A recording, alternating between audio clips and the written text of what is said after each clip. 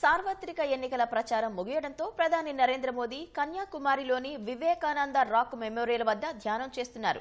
2019 ఎన్నికలు ముగిశాక కేదార్నాథ్ గుహల్లో ధ్యానం చేసిన మోదీ ఈసారి వివేకానంద రాక్ మెమోరియల్ను అందుకు ఎంచుకున్నారు.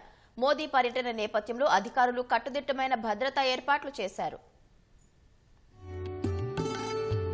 సార్వత్రిక ఎన్నికల నేపథ్యంలో ఇన్ని రోజులు బిజీగా ఏమాత్రం విరామం లేకుండా వివిధ రాష్ట్రాల్లో సుడిగాలి పర్యటనలు చేసిన ప్రధాని నరేంద్ర మోదీ ఇప్పుడు ధ్యానంలో నిమగ్నమయ్యారు. పంజాబ్ హోషియార్పూర్లో తన చివరి ఎన్నికల ప్రచారాన్ని ముగించిన మోదీ ధ్యానం చేసుకునేందుకు కన్యాకుమారికి వెళ్లారు. తొలుత భగవతి అమ్మాన్ మందిరాన్ని మోదీ సందర్శించి ప్రత్యేక పూజలు చేశారు. ఈ సందర్భంగా మోదీకి ఆలయ పూజారులు భగవతి అమ్మాన్ చిత్రపటాన్ని బహుకరించారు.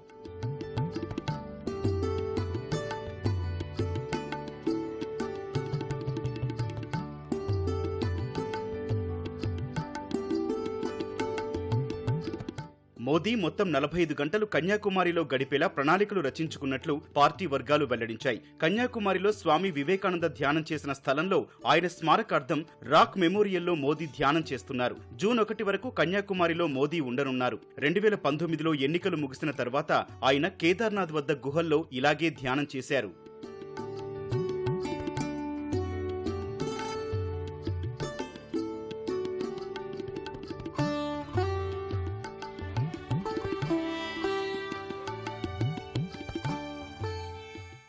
ప్రధాని పర్యటన రీత్యా భద్రతా దళాలు, అధికారులు కన్యాకుమారిలో అన్ని ఏర్పాట్లు చేశారు. 3000 మందికి పైగా పోలీసులను కన్యాకుమారి వివేకానంద రాక్ మెమోరియల్ వద్ద మోహరించారు. భారత నౌకాదళం, కోస్ట్ గార్డ్ తో పాటు తమిళనాడు తీర రక్షణ దళం రంగంలోకి దిగాయి. 3 రోజుల పాటు చేపల వేటను నిషేధించారు.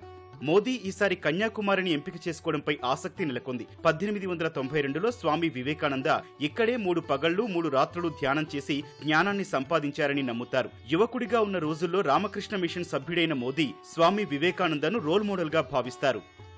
మోదీ కన్యాకుమారి పర్యటనలో ఒక ఫోటో తెగ వైరల్ అవుతోంది. 1991లో భాజపా ఏక్తా యాత్రను వివేకానంద రాక్ మెమోరియల్ నుంచే ప్రారంభించింది. అప్పుడు యాత్రకు నాయకత్వం వహించిన మురళీ మనోహర్ జోషితో పాటు మోదీ కూడా వివేకానందుడి విగ్రహం వద్ద నివాళులర్పించారు. ఆ చిత్రమే ఇది.